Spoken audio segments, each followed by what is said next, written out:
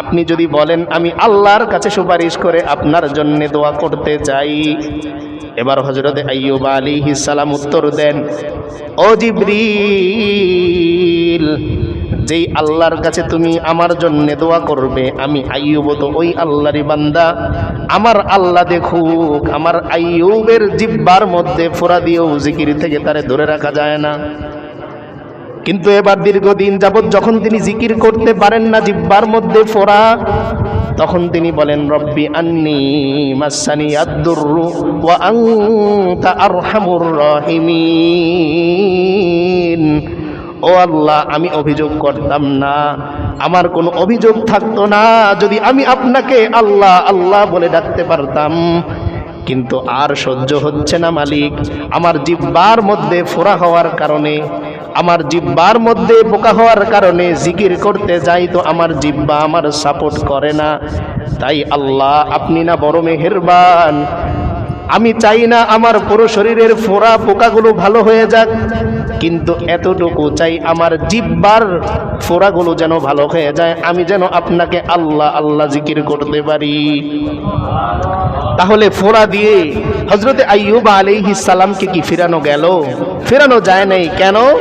সবর আলা তাআ, যা কিছুই হয়ে যাক, আমি আমার আল্লাহর জিকির থেকে, আমি আমার আল্লাহর নামাজ থেকে, আমি আমার আল্লাহর তাসবিহ থেকে এক বিন্দু পরিমাণও পিছপা হব না। তো হযরত আইয়ুব আলাইহিস সালাম এই সবর আলা তাআ করার কারণে শেষে আল্লাহ তাআলা তাকে কি পুরস্কার দিলেন, যে চেহারা মুবারক আল্লাহ তাআলা এত বেশি সুন্দর করে দিলেন আগের চাইতে লম্বা সময় পরে, যে তার বিবি, ঘরের স্ত্রী, তিনি চিনতেছেন না যে আপনি কে। বলতেছে আমি আইয়ুব। না, সম্ভব না, আপনার চেহারা তো এমন ছিল না। তখন হযরত আইয়ুব আলাইহিস সালাম বলে, ও বিবি আমার, এটা কিসের ফসল জানো? লম্বা সময় পর্যন্ত আমার আল্লাহ আমার শরীরের মধ্যে পরীক্ষার জন্য ফোঁড়া দিয়েছিলেন, কিন্তু আমি আইয়ুব এক মুহূর্তের জন্যেও আমার রবের জিকির থেকে আমি পিছপা হই নাই, আমি আল্লাহর তাসবিহ থেকে পিছপা হই নাই। এজন্য আমার আল্লাহ লম্বা সময় পরে ফলাফল হিসাবে পুরস্কার স্বরূপ আমি আইয়ুবের চেহারাটা আরো বেশি আলোকিত নুরানি আল্লাহ করে দিয়েছে। কিন্তু মজার ব্যাপার হইল এই, প্রেমের কথা হইল এই, যে যখন তিনি সুস্থ হয়ে গেলেন, তখন এলাকার মানুষ এসে জিজ্ঞেস করতেছে, ও নবী আইয়ুব, আপনি বলেন তো, আপনি যখন অসুস্থ ছিলেন তখন বেশি ভালো ছিলেন নাকি এখন ভালো বোধ করতেছেন? আচ্ছা বলেন তো, যত বড় আল্লাহওয়ালাই হই না কেন, অসুস্থতার সময় মনের যে একটা গতি আর সুস্থতার সময় যে একটা গতি, এটা কি মিলে না? হযরত আইয়ুব আলাইহিস সালাম উত্তর দেয়, লম্বা সময় পর্যন্ত আমি আইয়ুব যে অসুস্থ ছিলাম, এই সময়টা আমার কাছে বড় ভালো ছিল। এবার সবার অবাক হয়ে প্রশ্ন করে, এটা আবার কেমন কথা, অসুস্থতার সময় আবার ভালো কিভাবে কাটে? হযরত আইয়ুব আলাইহিস সালাম উত্তর দেন, ও আমার ভাইয়েরা শোনো, আমি যখন অসুস্থ ছিলাম প্রতিদিন সকালে আরেকবার বিকালে আমার আল্লাহ আমারে জিজ্ঞেস করতেন, ও আইয়ুব তুমি কেমন আছো? আর আজকে যখন আমি সুস্থ হয়ে গেলাম, সুস্থ তো আমি হয়েছি, কিন্তু আমি আর সকাল বিকাল আমার মালিকের ডাক শুনতে পাই না। তাহলে আমিও যদি হযরত আইয়ুব আলাইহিস সালামকে আদর্শ বানিয়ে আনুগত্যের উপর টিকে থাকতে পারি, অটল থাকতে পারি, তাহলে আল্লাহ তাআলা হযরত আইয়ুব আলাইহিস সালামের মতোই পুরস্কার আমাকেও দিতে পারেন কিনা? তাহলে 2 নাম্বার ধৈর্য আমরা পেলাম। 3 নাম্বার ধৈর্য, সবর আলাল মুসিবাহ, বিপদের সময় ধৈর্য ধরা। কিসের সময় ধৈর্য ধরা? বিপদের সময় ধৈর্য ধরা। তার মানে আমার পকেটে টাকা নাই তো আমি অস্থির হব না, অপেক্ষা করব আমার আল্লাহর ফয়সালার জন্য। আমার বাড়িতে বাজার নেই তো আমি অপেক্ষা করব আমার আল্লাহর ফয়সালার জন্য। দেখেন, আমরা একটা জিনিস বোঝার ক্ষেত্রে কিছুটা সংকোচ বোধ করি, সেটা হলো এই যে হুজুর আপনি যা কিছুই বলেন, আমার ঘরের বাজার কি আল্লাহ দিবেন? তো আমারই করতে হবে। হ্যাঁ, আপনিই করবেন, কিন্তু যখন আপনি আল্লাহর উপর ভরসা করে হাঁটবেন, তখন আল্লাহ তাআলা আপনার জন্যে এই বিষয়টা, এই রাস্তাটা আসান করে দিবে, সহজ করে দিবে। উদাহরণস্বরূপ খুব খেয়াল করে শুনবো উদাহরণটা, তাহলে আমাদের কথাগুলো বুঝতে সহজ হবে। কাদা রাস্তা। এখন এই কাদা রাস্তার মধ্যে কেউ একজন যদি ইট বিছিয়ে রাখে তাহলে এই রাস্তায় যাওয়া একরকম, আর ইট বিছানো নাই, শুধু কাদা রাস্তাই আছে, কাদা হয়ে আছে, এ রাস্তায় যাওয়াই তো আরেক রকম। দুইটাই তো কাদা রাস্তা, কিন্তু একটার মধ্যে ইট নামক আল্লাহর মেহেরবানি আছে, আর আরেকটার মধ্যে ইটহীন আল্লাহর মেহেরবানি নাই। তো ফলাফল কি হবে? যে আমি যখন ইট বিছানো রাস্তা দিয়ে হেঁটে হেঁটে পার হব, তো শুকনো রাস্তা দিয়ে পার হলে যেরকম শরীরে কাদা লাগে না, কাদা রাস্তা দিয়ে যাওয়ার পরও শরীরের মধ্যে কোনো কাদা লাগে না। কিন্তু যদি আল্লাহর মেহেরবানি ছাড়া, ইট ছাড়া কাদা রাস্তায় আমি যাই, তাহলে ওই পারে যাওয়ার পরে ওই পাঞ্জাবি আর পরে যাওয়া যাবে না, ওইটা হাতে নিয়ে হাঁটতে হবে, আর পুকুর খুঁজতে হবে কোথায় ধোবো। তো ঠিক তেমনি রাস্তা কাদাই থাকবে, বাজার আমিই করব, আমার টাকা দিয়েই করব, কিন্তু যখন আমি আমার আল্লাহর কাছে সাহায্য চাইব, তখন আমার আল্লাহ আমার জন্য কাজটা সহজ করে দিবেন।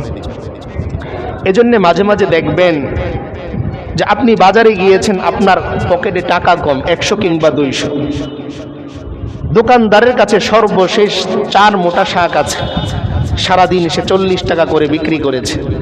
আপনার পরিবারের জন্য আসলেই 4 মোটা শাক দরকার, কিন্তু আপনার পকেটে টাকা 100। এখন বলেন তো, এই 4 মোটা শাক নেয়ার জন্য আপনার টাকা দিতে হবে কত? যদি 40 টাকা মোটা হয় কত দিতে হবে? 160 টাকা। যদি 30 টাকা মোটা হয় তাহলে দিতে হবে 120 টাকা। 50 টাকা হলে দিতে হবে 200 টাকা। এবার আপনি যখন দোকানদারের সামনে গেলেন, জিজ্ঞেস করলো, ভাই কয় মোঠা নিবেন? আপনি বললেন আমার তো 4 মোঠা দরকার, কত করে? তো সে বলল 40 টাকা করে। এখন আপনি হিসাব মিলিয়ে দেখতেছেন 2 মোঠা হয় আর 20 টাকা থাকে। তো আপনি দাম বললেন যে আমি 3 মোঠা নিব, 100 টাকা দিব। অনেক সময় দোকানদার কি বলে, সবগুলো নিয়ে যান, 110 টাকা দিয়েন। আপনি 100 টাকায়, যে সবগুলো নিল 100ই আছে, 100 টাকায় আমি দিব, যদি দেন তো দেন, নিয়ে যাব, আর নয়তো অন্য দোকান থেকে। তো ওই মুহূর্তে দোকানদার কি করে, সারাদিন তো ব্যবসা করেছি, যাক এই মুরব্বিরে দিয়ে যাই, দোয়া করবে না আমার জন্যে, তো 100 টাকায় 4 মোঠা দিয়ে দেয়। এবার আপনি বাজার থেকে আসার সময় মনে মনে খেয়াল করেন, সর্বশেষ বাজারে আসার কারণে ওই মানুষের এই শাকের মোঠাগুলো নষ্ট হবে বলে আমাকে অল্প দামে দিয়েছে। কিন্তু আল্লাহ উপর থেকে বান্দার দিকে তাকিয়ে হাসেন, বলেন, ও বান্দা, আমি চাইলেই ওই দোকানদারের মন শক্ত করে দিতে পারতাম, ও তোমার কাছে 1 মুঠাও বিক্রি করতো না। কিন্তু যখন বান্দা তুমি আমার উপর ভরসা করে দোকানদারের সামনে গেলে, আমি আল্লাহ ওই দোকানদারের মন নরম করে দিলাম, আর তোমার পরিবারের জন্য 4 মোটা শাক দরকার, 100 টাকায় আমি আল্লাহ 4 মোটা শাক ব্যবস্থা করে দিলাম। তাহলে আল্লাহ তাআলা ব্যবস্থা করেন তো, আমি বুঝি না। আমার আল্লাহ ব্যবস্থা করেন, কিন্তু আমি বুঝি না। কেমন বুঝি না? ছোটবেলায় দেখবেন বাচ্চারা যখন সাইকেল চালাচ্ছে, পিছনে বাবা ধরে রাখছে, ও মনের আনন্দে সাইকেল চালাচ্ছে, ও মনে করতেছে সাইকেল আমার নিয়ন্ত্রণে। কিন্তু পেছন থেকে বাবা বলে, ও সন্তান, সাইকেল তোমার নিয়ন্ত্রণে না, সাইকেল চালাও তুমি, আর পেছন থেকে ধরে রেখেছি আমি বাবা। আল্লাহ বলেন, বান্দা তুমি হাঁটো, তুমি হাঁটো না, বরং আমি আল্লাহ তোমারে হাঁটাই। কারণ দেখো না, বহু জায়গায় রাস্তায় মানুষ সহ রাস্তাটা ধসে পড়ে যায়, কিন্তু আমি আল্লাহ জমিনকে অর্ডার করি, ও জমিন, আমার বান্দারা যতদিন পর্যন্ত আমার পক্ষে থাকবে, ততদিন পর্যন্ত জমিন তুমি তোমার জায়গায় ঠিক থাকো, আমার বান্দা যেন নিরাপদে তার ঘরে পৌঁছাতে পারে। এজন্য এই যে গত কিছুদিন আগেই আব্দুল্লাহপুর যেই ব্রিজটা পড়ে গেছে, শনিবার দিন সম্ভবত আমি মাদ্রাসায় যাচ্ছি, পার হওয়ার পরে এখানের এক ভাই তিনি পোস্ট করেছেন অনলাইনে যে ওই ব্রিজটা পড়ে গেছে। ওই ব্রিজ দিয়েই আমি এসেছি, 10-15 মিনিটের ব্যবধান। আচ্ছা বলেন তো, আমি যখন ছিলাম তখন তো পড়তে পারতো, কিংবা আমাদের যেই বাসটা ওইখানে ছিল ওইটা সহজে পড়তে পারতো। কে ব্রিজকে ধরে রেখেছেন? আল্লাহ ধরে রেখেছেন। 2 দিন পরেও তো ভাঙতে পারতো, 2 দিন আগেও তো ভাঙতে পারতো। আবার কি আজীব ব্যাপার, পড়েছে তো পড়েছে, একটা ট্রাক পড়েছে, একজন লোকেরও কোনো ক্ষতি হয়নি। অথচ আল্লাহ চাইলে এই ব্রিজটা তো সবসময় ফিল আপ থাকে, 500 মানুষ নিয়ে ধসায় দিতে পারতেন, 20 জন মারা যেত, হতেই পারত। কিন্তু আল্লাহ তাআলা বান্দাকে দেখালেন যে, ও বান্দা, তুমি না দেখো ব্রিজ ধরে রাখে রড, লোহা? না, ব্রিজ রড ধরে রাখে না, লোহা ধরে রাখে না, ব্রিজ ধরে রাখি আমি আল্লাহ। এজন্য কোরআনে কারীমের মধ্যে আল্লাহ অন্য জায়গায় বলেন, আলাম তারাউ ইলাত তায়রি মুসাখখারাতিন ফি জাওয়িস সামা মা ইউমসিকুহুন্না ইল্লাল্লাহ ইন্না ফি যালিকা লাআয়াতিন লিকাউমিন ইউমিনুন। আল্লাহ তাআলা বলেন, আমার বান্দা কি আসমানের দিকে তাকায় না? পাখিগুলো কিভাবে ওড়ে, ও ডানার মধ্যে ভর করে ঘন্টার পর ঘন্টা আসমানের বাতাসের মধ্যে ওড়ে। মা ইউমসিকুহুন্না ইল্লার রহমান। আল্লাহ বলেন, ওই পাখির ডানার মধ্যে কোনো শক্তি নাই, আমি আল্লাহ দুনিয়ার মানুষকে আমার ক্ষমতা দেখানোর জন্যে একটা ছোট্ট পাখির ডানার মধ্যে আমি এমন ক্ষমতা দিয়ে দিলাম, বাতাসের মধ্যে যেখানে কোনো জিনিস ভারসাম্যপূর্ণ হয় না, ওখানে বিশাল বড় বড় পাখিরাও আরামসে উড়তে পারে। তাহলে এই যে পাখি কে ধরে রাখেন? আল্লাহ নিজে বলতেছেন, মা ইউমসিকুহুন্না ইল্লার রহমান এক জায়গায়, আরেক জায়গায় মা ইউমসিকুহুন্না ইল্লাল্লাহ। আল্লাহ বলতেছেন, ও বান্দা, এই যে বিশাল বড় বড় পাখিগুলো ওড়ে, এমনও পাখি আছে 24 ঘন্টাই ও আসমানের মধ্যে, এই বাতাসের মধ্যে ও উড়তে পারে, নামেই না। কে রাখেন? আল্লাহ রাখেন। তো আল্লাহ তাআলা বোঝাতে চান যে বান্দা, তুমি যা করতেছো তুমি করো না, আমি আল্লাহ করাই। তুমি যা বলতেছো তুমি বলো না, আমি আল্লাহ বলাই। এজন্যই 4 সন্তান, 3টা সন্তান কথা বলতে পারে, আর 4র্থ সন্তানটা কথা বলতে পারে না। ডাক্তার হাজারো চিকিৎসা করলেও আল্লাহ বান্দাকে বোঝাতে চান, তোমাকে যে ফ্রি কথা বলতে আমি দিলাম, বোঝো এটা কত বড় নিয়ামত। আমার পরিচিত এক মুহিব্বিন প্রিয়জন, সে তার সন্তানকে এই কথা বলার ব্যায়ামের জন্যে আমাকে কারগুজারি শোনালো। 8 লক্ষ টাকা সে খরচ করেছে এখন পর্যন্ত।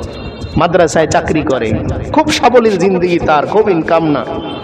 এই গত কিছুদিন আগে সে আমাকে জানালো 8 লক্ষ টাকা সে খরচ করেছে। তো সঙ্গে সঙ্গে চিন্তা করলাম, আহারে, এই কথা আল্লাহর দেয়া, কোথায় আমি খরচ করি, কোথায় আমি ব্যয় করি? যদি আল্লাহ বলে দিতেন দৈনিক 20টা কথা বলার জন্যে 20 টাকা তোমার দেয়া লাগবে, ফোনে কথা বলার জন্যে মিনিট কেনা লাগে তো, রিচার্জ করা লাগে তো, কিন্তু আল্লাহ বলতেছেন, বান্দা তোমার মধ্যে আমি এক রিচার্জেবল কার্ড ঢুকিয়ে দিয়েছি, মৃত্যু পর্যন্ত তুমি কথা বলবে, কোনো দিন অফও হবে না, টাকাও দেয়া লাগবে না, নতুন করে রিচার্জও করা লাগবে না, চার্জ দেয়া লাগে না। আপনি যদি 5 লক্ষ টাকা দিয়েও একটা জিনিস কিনেন, তারপরেও চার্জ দেয়া লাগে। কিন্তু আল্লাহ তাআলা বলেন, বান্দা তোমার কোনো চার্জ লাগে না। তোমার চার্জ কিভাবে হয়? আল্লাহ বলেন, বান্দা তুমি যখন ঘুমাও, তোমার ঘুমের সময় আমি আল্লাহ তোমার রূহটাকে কবজা করে নিয়ে যাই, আর ওর যা যা দরকার আমি আল্লাহ কুদরতিভাবে তার সব কিছু পূরণ করে দিই। এজন্যে কোরআন কারীমের মধ্যে আয়াতই আছে, আল্লাহু ইয়াতাওয়াফাল আনফুসা হিনা মাউতিহা ওয়াল্লাতী লাম তামুত ফী মানামিহা।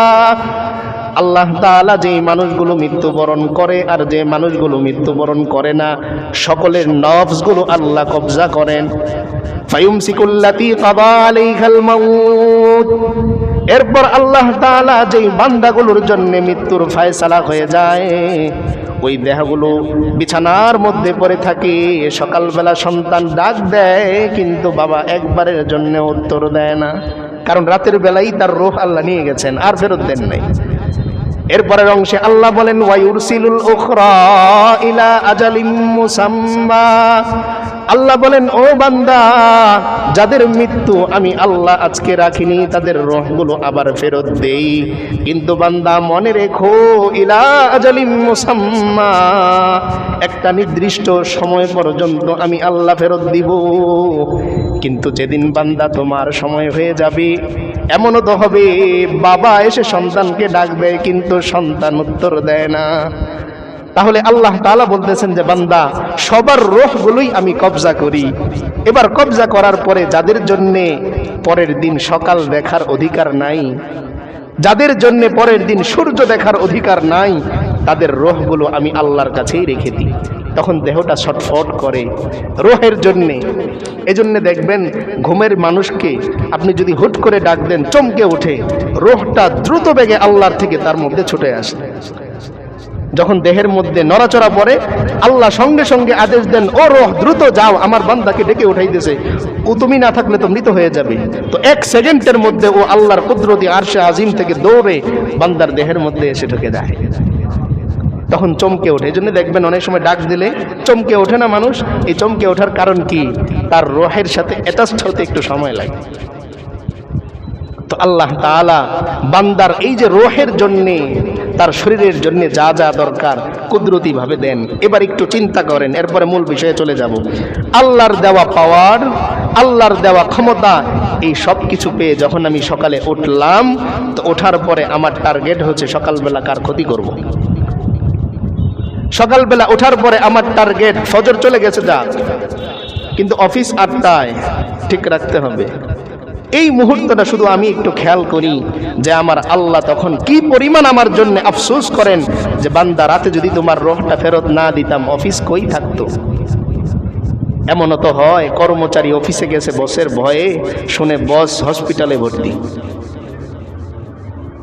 আবার এমনও হয় যে বস গত রাত্রেই ইন্তেকাল করেছে।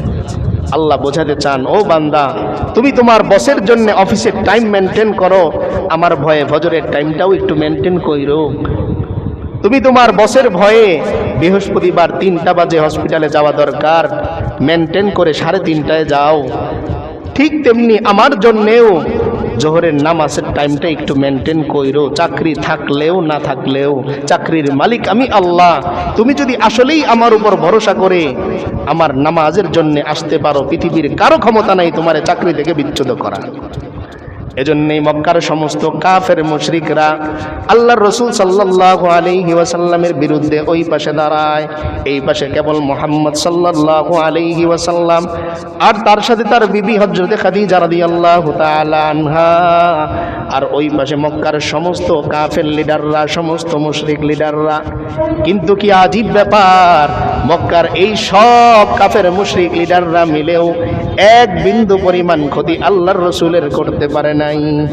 বকা দিয়েছে, রক্তাক্ত করার জন্য চেষ্টা করেছে, রক্তাক্ত করেছেও তায়েফের মাঠে, কিন্তু দাওয়াতের কাজ বন্ধ করতে পারে নাই।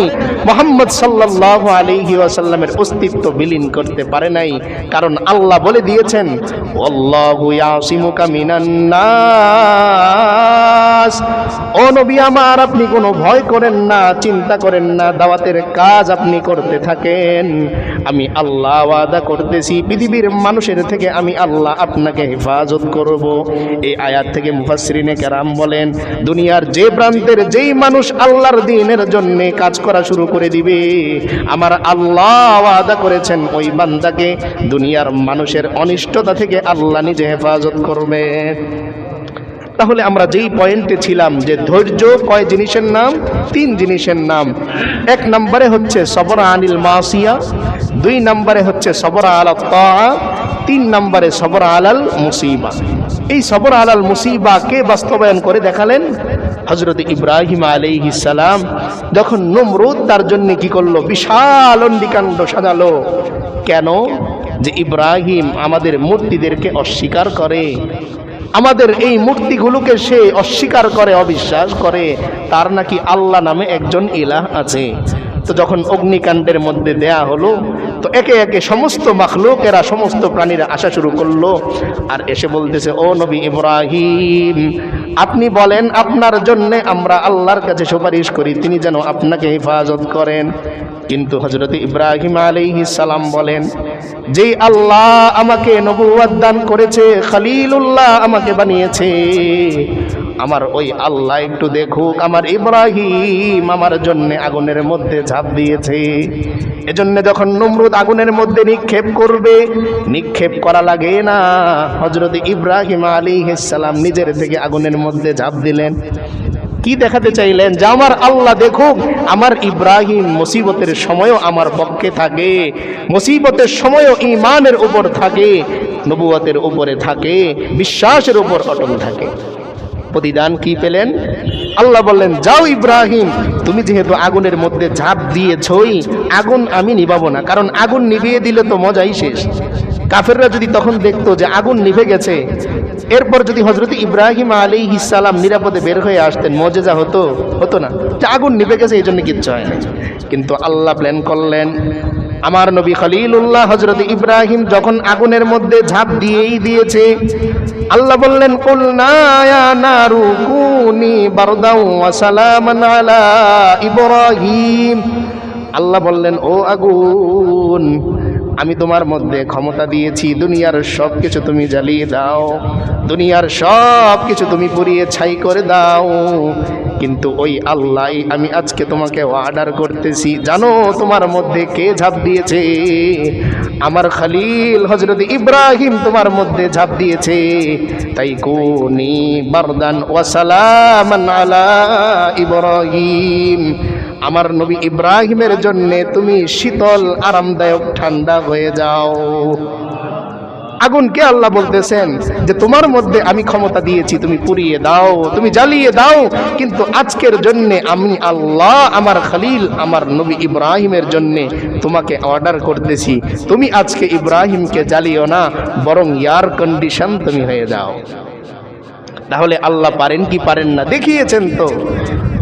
ঠিক তেমনি আজ যদি আমি সবর আলাল মুসিবা করতে পারি, আমার আল্লাহ আমাকে হযরত ইব্রাহিম আলাইহিস সালামকে যেভাবে সাহায্য করেছিলেন আমাকেও সেভাবে সাহায্য করবেন।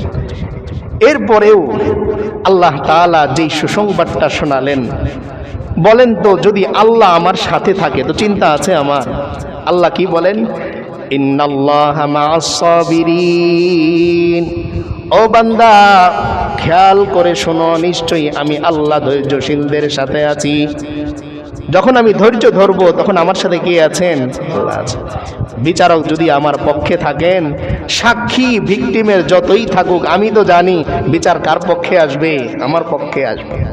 এজন্যই হাসরের ময়দানে কিছু কিছু বান্দার আমল নামা যখন ওজন দেয়া হবে তো দেখা যাবে তার বদ আমলের সংখ্যা বেশি, বদ আমলের পাল্লা নিচে চলে গেছে। তো আল্লাহ তাআলা ফেরেশতাকে অর্ডার দিবেন, আমার এই বান্দার কি খবর বলো। তো ফেরেশতারা বলবে, তার দাড়িমাল্লা যখন আমরা টান দিয়েছি দেখলাম নেক কম আর গুনাহ বেশি। আল্লাহ বলবেন, কি বলো, আবার মাপ দাও, আমার এই বান্দার আমল নামাটা আবার মাপ দাও। ফেরেশতারা আবার যখন দাড়িপাল্লা ধরবে দেখবে এবার নেকের পরিমাণ বেশি আর গুনাহের পরিমাণ কমে গেছে। এবার আল্লাহ বলবেন, আমার বান্দার কি হলো এবার বলো। তো ফেরেশতারা অবাক হয়ে বলে, আল্লাহ, আগের বার যখন টান দিলাম নেক ছিল কম, গুনাহ ছিল বেশি, আর এবার যখন আমরা টান দিলাম দেখলাম নেক বেশি আর গুনাহ কম। তখন আল্লাহ বলবেন, ঠিক আছে যাও, এবার ফাইনাল টান দাও। একবার হচ্ছে গুনাহ বেশি আর একবার নেক বেশি, তো এবার ফাইনাল টান দাও।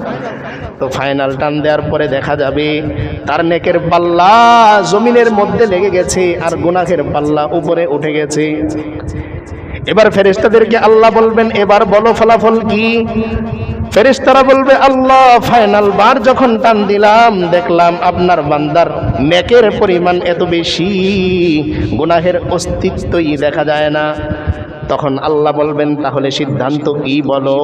সিদ্ধান্ত হলো এই, নেক যার বেশি ও যাবে জান্নাতে, আর নেক যার কম ও যাবে জাহান্নামে। তো আমার বান্দার যেহেতু নেক বেশি, তো যাও আমার বান্দাকে নিয়ে যাও, ওরে জান্নাতের মধ্যে দিয়ে দাও। এবার ফেরেশতারা যখন ওই বান্দাকে নিয়ে যাবে তো ফেরেশতারা তো আর একজন মিলে দাড়িপাল্লা টান দিবে না, কয়েকজন থাকবে। তো একজন ফেরেশতা দাঁড়িয়ে আল্লাহকে জিজ্ঞেস করবেন, ও আল্লাহ, কিছু তো বুঝলাম না, প্রথমবার টান দিলাম দুনিয়ার দাড়িপাল্লা না নষ্ট হয়, আল্লাহর দাড়িপাল্লা তো আর নষ্ট হয় না, যে একবার কম আসবে আর একবার বেশি আসবে, কারণটা কি? তখন আল্লাহ তাআলা বলবেন, চেক করো কি আছে। তখন ফেরেশতা যখন চেক করা শুরু করবে একটা ছোট্ট চিরকুট ওই পাল্লার মধ্যে দেখতে পাবে।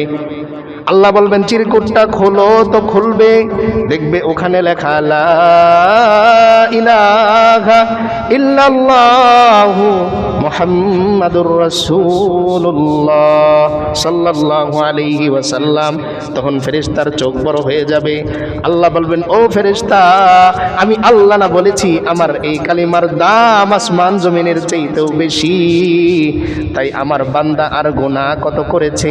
প্রথমবার যখন টান দিয়েছো এই চিরকুট আমি আল্লাহ দেইনি দেখার জন্যে যে ওর নেক কম না গুনাহ কম। যখন আমি দেখলাম আমার বান্দাটা বিপদে পড়ে গেছে, যখন আমি দেখলাম আমার বান্দাটা জাহান্নামী হয়ে যায়, তখন আমি আল্লাহ তার বলা ওই কালিমা লা ইলাহা ইল্লাল্লাহু মুহাম্মাদুর রাসূলুল্লাহ বলা ওই চিরকুটটা আমি আল্লাহ আস্তে করে ওই পাল্লায় দিয়েছি, তাই এই পাল্লাটা অনেক বেশি ভারী হয়ে গেছে। তাহলে সবর আলাল মুসিবা, বিপদের উপর যদি আমি ধৈর্য ধরতে পারি তাহলে আমার আল্লাহ আমার পক্ষে থাকবেন। পক্ষে থাকার কারণেই ফেরেশতা প্রথমবার টান দিয়ে দেখে নেক হচ্ছে কম, আর পরের দুইবার টান দিয়ে দেখে নেকের পরিমাণ বেশি, কারণ আমার আল্লাহ আমার পক্ষে আছেন, বিচারক আমার পক্ষে আছেন। এরপরের আয়াত আরো বেশি চমৎকার। আল্লাহ তাআলা বলেন, ওয়ালা তাকুলু লিমান ইউকতালু ফি সাবিলিল্লাহি আমওয়াত বাল আহইয়াউ ওয়ালাকিন লা তাশউরুন। দুনিয়ার মধ্যে মানুষ আল্লাহর জন্য শহীদ হয় না, আল্লাহর জন্য জীবন দেয়। তো আল্লাহ তাআলা বলতেছেন, এই আমার বান্দারা যারা আমার জন্য ইন্তেকাল করে তাদেরকে তোমরা মৃত বলো না। তাদেরকে কি বলো না? মৃত বলো না। এখন প্রশ্ন হচ্ছে যে আল্লাহর রাস্তায় ইন্তেকাল করার অর্থটা আসলে কি? যেমন বর্তমান সময়ে জিহাদ ধরেন হচ্ছে না, প্র্যাকটিক্যালি আমরা করছি না, তাহলে আমরা আল্লাহর রাস্তায় ইন্তেকাল করব কিভাবে? তো এই ক্ষেত্রে কথা হচ্ছে যে আমার দিলের পক্ষ যদি আল্লাহর পক্ষ হয়, আমার দিলের পক্ষটা যদি আল্লাহর পক্ষে হয়, তাহলে আমি বিছানার মধ্যে মারা গেলেও আমি আল্লাহর পথেই ইন্তেকাল করেছি। এজন্য অন্য এক হাদিসে আল্লাহ রাসূল সাল্লাল্লাহু আলাইহি ওয়াসাল্লাম বলেন, মান খরাজা ফি তালাবিল ইলমি ফাহুয়া ফি সাবিলিল্লাহি হাত্তা ইয়ারজি। যখন একটা ছোট্ট শিশু কায়দা হাতে মসজিদের দিকে রওনা হয়, বাড়িতে ফেরার আগ পর্যন্ত ওই ছোট্ট শিশুটা আল্লাহর রাস্তায় থাকে। তার মানে ও যদি রাস্তার মধ্যে ইন্তেকাল করে তো আল্লাহর আদালতে ও শহীদ হয়ে উঠবে। তাহলে শাহাদাতের পরিধি অনেক লম্বা। তবে শর্ত হচ্ছে, যেটা আমরা ভুল করি, আমরা জানি যে পেটের পীড়ায়, পেট খারাপ, এই অবস্থায় কেউ ইন্তেকাল করলে শহীদ হওয়ার জন্য শর্ত আছে। কিন্তু উদাহরণস্বরূপ কোনো একটা গাড়ির মধ্যে ইঞ্জিন নষ্ট, ইঞ্জিন নাই, এবার আপনি ওই গাড়িটাকে ডেকোরেশন করলেন 2 কোটি টাকা দিয়ে। কত টাকা? 2 কোটি টাকা। ভালো হাইওয়েতে এখন যে এলিভেটেড এক্সপ্রেস হয়েছে, আপনি ওখানে নিয়ে রাখলেন ক্যারেন দিয়ে। এবার বলেন তো ওই গাড়িটা চলবে? কেন চলবে না? আপনি তো 2 কোটি টাকা খরচ করেছেন, কেন চলবে না? ইঞ্জিন নাই। শাহাদাতের জন্য ইঞ্জিন হচ্ছে ঈমান, আর ঈমানের চাওয়া হচ্ছে নেক আমল। সুতরাং কেউ যদি ঈমান আর নেক আমল ছাড়া শহীদ হওয়ার যত পথ আছে এই সব পথেও ইন্তেকাল করে, তো সে শহীদ হতে পারবে না। যেমন বদরের ময়দানে কাফেররা ইন্তেকাল করেছে না, মারা গিয়েছে না, ওরা কি শহীদ? ওরা তো রণাঙ্গনেই, আবার দামি মানুষের হাতে। সাহাবায়ে কেরাম রাদিয়াল্লাহু তাআলা আনহুম আজমাইন, যারা নাকি জান্নাতের সুসংবাদ প্রাপ্ত ব্যক্তি, আল্লাহর পক্ষ থেকে সার্টিফিকেট প্রাপ্ত ব্যক্তি, তাদের হাতে মারা যাচ্ছে কিন্তু শহীদ হচ্ছে না। তার মানে শহীদ হওয়ার জন্য কথা আছে। সেই কথাটা কি? 1 নম্বরে ঈমান, আর ঈমানের চাহিদা অনুযায়ী নেক আমল যদি আমার থাকে, তো আমি যদি ঘরের মধ্যেও ইন্তেকাল করি তো আমার আল্লাহ আমাকে শাহাদাতের মর্যাদা দিতে পারেন। তো আল্লাহ তাআলা এই আয়াতের মধ্যে বলেন, আমার যে বান্দা আমার ভালোবাসার মধ্যে ইন্তেকাল করে তাদেরকে তোমরা মৃত বলে ডেকো না। কি বলে ডেকো না? মৃত বলে ডেকো না। সরাসরি আল্লাহ বলতেছেন, বাল আহইয়াউ ওয়ালাকিন লা তাশউরুন। আল্লাহ বলেন, ও বান্দারা তোমরা বুঝবে না, ওরা আমার কাছে জীবিত অবস্থায় আছে। জীবিত অবস্থায় আছে, অবাক করা তথ্য না। আমি দেখলাম ইন্তেকাল করেছে, আল্লাহ নিজে বলতেছেন যে তোমার বোঝে আসুক আর না আসুক, ওরা আমার কাছে জীবিত আছে। 4 নাম্বার পারায় যখন আমরা পড়বো তখন আল্লাহ ওইখানে আরো ক্লিয়ার করেছেন। কেমন? বাল আহইয়াউন ইনদা রাব্বিহিম ইউরযাকুন। যেই বান্দাগুলো আমি আল্লাহর জন্য জীবন দিয়ে দেয়, ইন্তেকাল করে শহীদ হয়, আমি আল্লাহ হাসরের ময়দানের আগ পর্যন্ত ওরে জান্নাতি মেহমান বানিয়ে রাখি। এজন্য দেখবেন অনেক সময় আপনাকে দাওয়াত দিয়েছে দুপুরবেলা, এখন রান্না দেরি হচ্ছে কোনো কারণে, 3:30টায় খাবার হবে, তো 2টা বাজে আপনি বসা, তখন সামনে এক গ্লাস শরবত, একটু কমলা, একটু আপেল এনে দেয় না? এটা আসলে কি প্রক্সি, যে এরপরে যে খাবারটা আছে দেরি হচ্ছে, তো দেরি হওয়ার জন্য আপনাকে একটু শান্ত রাখা। তো আল্লাহ তাআলা কেমন যেন বোঝাচ্ছেন, আমার শহীদ বান্দারা তো জান্নাতে যাওয়ার জন্য ছটফট করে, আমারে পাওয়ার জন্য ছটফট করে ওদের দিল, তো আমি আল্লাহ ওদের ছটফটানি বন্ধ করার জন্য, হাসরের ময়দান তো আর এখনো কায়েম হয় নাই, তাই আমি আল্লাহ জান্নাতের খাবার দিয়ে দিয়ে ওরে ঠান্ডা রাখি। বাল আহইয়াউন ইনদা রাব্বিহিম ইউরযাকুন। আল্লাহ বলতেছেন তোমরা বুঝবা না, ও আমার কাছে জান্নাতি খাবার খাচ্ছে। এজন্য জাফর বিন তাইয়ার রাদিয়াল্লাহু তাআলা আনহু যখন শহীদ হয়ে গেলেন, স্বপ্নে আল্লাহর রাসূল সাল্লাল্লাহু আলাইহি ওয়াসাল্লাম দেখেন হযরতে জাফর রাদিয়াল্লাহু তাআলা আনহু 2টা ডানা দিয়ে ওরে আর জান্নাতি খাবার সে খায়। তখন তিনি জিজ্ঞেস করলেন, ও জাফর, আল্লাহ তোমার সাথে কি আচরণ করেছেন? তো জাফর রাদিয়াল্লাহু তাআলা আনহু বলে, আমার আল্লাহ আমাকে ডাক দিলেন, ও জাফর আসো। আমি জাফর যখন আমার আল্লাহর সামনে গেলাম, আমার ডান হাতটা কাটা পড়েছিল, বাম হাতটা কাটা পড়েছিল। আমার আল্লাহ বললেন, ও ফেরেশতারা, আমার জাফরের হাত দুটো ঠিক করে দাও, জান্নাত থেকে 2টো ডানা এনে আমার জাফরের 2 পাশের মধ্যে তোমরা লাগিয়ে দাও। হাত হারাইছেন তিনি, সেই ইতিহাসে আমরা যাব না। হাত হারানোর পর আল্লাহ যখন ডাকলেন, জাফর আসো আমার সামনে, তো তিনি বলতেছেন, ইয়া রাসূলুল্লাহ, আমি যখন আমার আল্লাহর সামনে দাঁড়ালাম, তো আমার আল্লাহ আমার দিকে তাকিয়ে বললেন, ও জাফর, তোমার 2টা হাত কোথায়? তো তিনি বললেন, আল্লাহ, আপনার জন্য আমি 2টা হাত কুরবানি করে দিয়েছি। তখন আল্লাহ বললেন, ও ফেরেশতারা যাও, আমার জাফরের জন্য 2টা জান্নাতি ডানা এনে ওর 2 পাশে লাগিয়ে দাও। তো জাফর রাদিয়াল্লাহু তাআলা আনহু বলেন, এ ডানা দিয়ে আমি জান্নাতের প্রান্ত থেকে ও প্রান্ত ঘুরে বেড়াই, আর আমার আল্লাহ একটু পর পর আমার খোঁজ নেন, জাফর তোমার কি লাগবে? তাহলে আল্লাহর রাস্তায় যারা শহীদ হয়, আল্লাহর জন্য যারা ইন্তেকাল করে, তারা আল্লাহর কাছে জীবিত অবস্থায় থাকেন। আল্লাহ বলতেছেন, ওয়ালাকিন লা তাশউরুন, কিন্তু তুমি এটা বুঝবে না। তুমি দেখতেছো ওরে 3.5 হাত মাটির ঘরে শুয়ে রাখছো, কিন্তু তুমি আসার পরেই আমি আল্লাহ ওরে জান্নাতের মেহমান বানিয়ে দিয়েছি।